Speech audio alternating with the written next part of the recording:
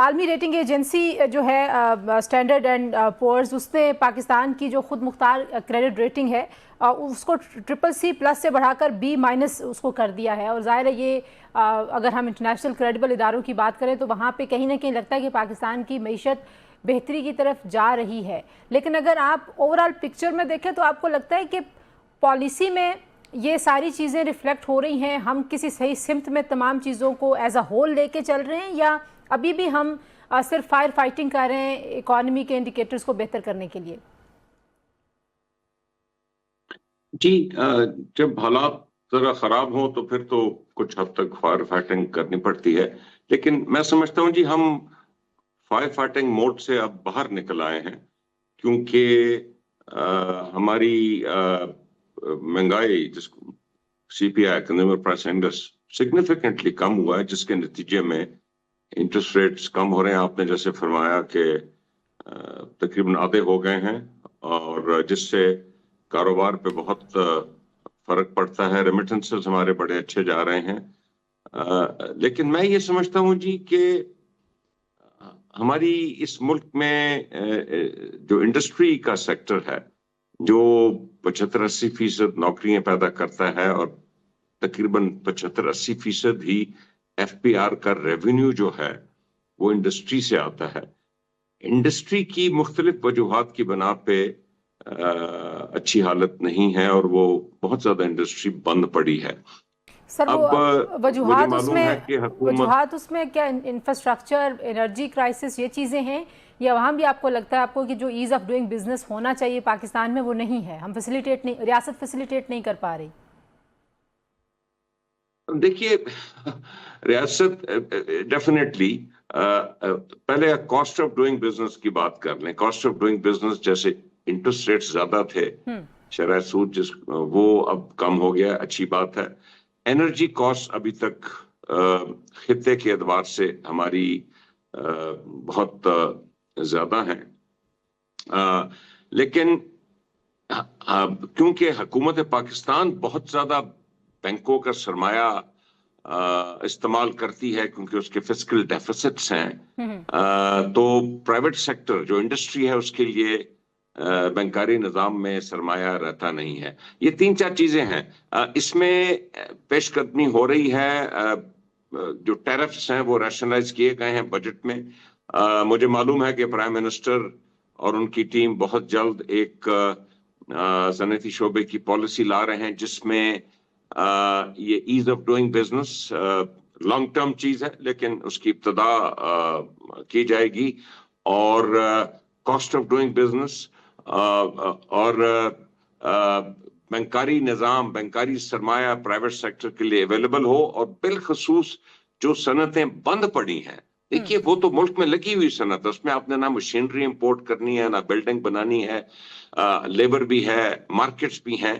بند صنعتیں کھولیں جس سے نوکریاں پیدا ہوں، اور جس سے FPR کی کلیکشنز بہتر ہوں، اور اس کے بعد اس کو لے کے آگے بڑھیں. لیکن سر جو دوسری طرف آپ نے ریاست کی بات کی، ظاہر ہے ریاست کا تو بزنس کرنا بنتا نہیں ہے، لیکن ہم بہرحال نجکاری کی پالیسی پہ اس طرح سے عمل نہیں کر پائے جو اس کا ہم نے ڈیزائن سوچا تھا. اور آپ کو معلوم ہے، آپ سسٹم کا حصہ رہے ہیں، کہ مشرف صاحب کے زمانے سے آپ کو پتہ ہے کہ پرائیویٹائزیشن جو کمیشن ہے وہ کوشش کرتا رہا، لیکن ہم کو بڑی اس طرح سے پرائیویٹائزیشن میں پیش رفت نہیں کر پائے. آج بھی اسی جگہ پہ کھڑے ہیں. اب آپ trillions of rupees, not billions of rupees, trillion of rupees کے لاس میکنگ کر رہی ہیں یہ تمام اینٹیز، اور آپ ان کو ابھی بھی جو ہے وہ سبسڈی دے رہے ہیں، بیل آؤٹ پیکیجز دے رہے ہیں. تو یہ جو اتنا بڑا لیکیج ہے، آپ کو نہیں لگتا جب تک اس کو نہیں کیور کریں گے تب تک بھی یہ جو فسکل ڈیفیسٹس ہیں، جو برڈن ہے، جو بوروئنگ ہے، یہ کم نہیں ہوگی؟ جی، آپ بالکل صحیح کہہ رہی ہیں. آخری پرائیویٹائزیشن اس ملک میں PTCL کی ہوئی تھی، اور وہ 2006 میں ہوئی ہے. اب یہ کوئی راکٹ سائنس نہیں ہے. ہم نے 90 کی دہائی میں بہت پرائیویٹائزیشن کی. آپ کو پتا ہے بینک پرائیویٹائز ہوئے، سیمنٹ کمپنیز پرائیویٹائز ہوئیں، یہ پورا ایک، اور یہ ماڈل ہمارے پاس ہے. اب ہم دیکھ رہے ہیں کہ جب ہم کچھ چیز پرائیویٹائز کرنے کو آتے ہیں تو کوئی نہ کوئی پولیٹیکل پارٹی اس پہ اعتراض اٹھا دیتی ہے. یہ پولیٹیکل کیپٹل اپنا پرزرو کرتے ہیں.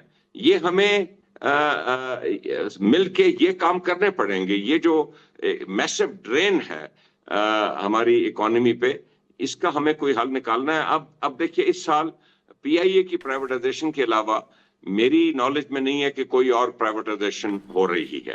لیکن دوسری جانب یہ جو چینی جیسے جس کو ہم شوگر مافیا کہتے ہیں, ظاہر ہے آپ کے بہت سارے کولیگز, بہت سارے سابق کابینہ کے جو ممبرز ہیں, آج کی کیبنٹ کے جو ممبرز ہیں, ان سب کے نیکسس ہیں, ان سب کی شوگر ملیں ہیں, کہیں نہ کہیں وہ اس کے بینیفیشری ہیں اس پورے کرائسس کے. یہ بار بار کیوں ہوتا ہے؟ اس وقت بھی ہم جو ہے وہ نہ ہم حکومت کے مقرر کردہ نرخوں پہ چینی جو ہے وہ دستیاب ہے کہیں پہ, امپورٹ اور ایکسپورٹ کے اوپر ایک گھپلا ہے, اور بار بار یہ ہوتا ہے. اس کی کون ذمہ داری لے گا؟ یہ کس کے اوپر ڈالنا چاہیے کہ ایک بار ونس فار آل اس کو ٹرانسپیرنٹ کر دیں؟ ہر دفعہ لگتا ہے, آپ کو پتہ چلتا ہے, یہ پی ڈی ایم کی گورنمنٹ سے لے لیں, میں پچھلے 22-23 سالوں سے صحافت کر رہی ہوں, سارے عرصے میں ہمیں یہی نظر آتا ہے جی کہ ایک شوگر مافیا ہے, اس نے یہ کر دیا وہ کر دیا, بلینز آف روپیز کا جو ہے وہ نقصان ہو گیا ملک کا. بات یہ ہوتی ہے جی, جب ہم سے چیز کنٹرول نہیں ہوتی اور حل نہیں نکلتا تو ہم اس کو سکینڈلائز کر دیتے ہیں. Cement mafia, sugar mafia, real estate mafia, stock exchange mafia, oil mafia. جی ہاں. تو کیونکہ آپ صحیح فرما رہی ہیں, شوگر میں اچھے بڑے کچھ ایسی لوگ ہیں اس ملک کے جن کی یہ کاروبار ہے, اس میں کوئی حرج نہیں ہے جی. اگر آپ اپنا کانفلکٹ آف انٹرسٹ اس سلسلے میں محتاط رہیں تو کاروبار کرنا ہر کسی کا حق ہے. اس سے بہت زیادہ جب آپ فلاور ملز کی طرف جائیں گی تو اس سے تھوڑا نچلا جو سیاسی طبقہ ہے وہ سارے کا سارا فلاور ملوں میں ہے. میری اس میں پالیسی یہ ہے جی کہ آپ کے چاول کا جو سیکٹر ہے یا مکئی جس کو آپ کہتے ہیں, کارن, میز, یہ ٹوٹلی ڈی ریگولیٹڈ سیکٹر ہے. نہ حکومت اس پہ کسی قسم کی قیمت مقرر کرتی ہے, نہ ریٹیل کی قیمت مقرر کرتی ہے, نہ امپورٹ پہ کوئی ڈیوٹی لگاتی ہے, نہ ایکسپورٹ پہ کوئی سبسڈی دیتی ہے. آپ چینی کو بھی بالکل اسی طرح کر دیں جی, آپ کا حکومت سے لین دین ہی کوئی نہیں رہے گا. جو بھی آپ نے ڈیوٹی مقرر کرنی کرے, کوئی گنے کی قیمت نہ مقرر کریں. آپ یہ تو نہیں کر سکتے کہ آپ کہیں کہ گنا آپ نے اس قیمت پہ خریدنا ہے اور بیچنی اس قیمت کی ہے. یہ تو فری مارکیٹ تو نہ ہوئی نا جی, کیونکہ گھاٹے پہ تو کوئی کہا. میرا اس پہ حل یہ ہے کہ ٹوٹلی ان سیکٹروں کو اب حکومت کو بالکل باہر نکال لیں تاکہ وہ حکومت کا عمل دخلی نہ ہو اور ان پہ کسی قسم کا الزام ہی نہ لگے حکومت پہ کہ جی آپ فلاں کی ایلیٹ کی فیور کر رہے ہیں کہ نہیں کر رہے ہیں.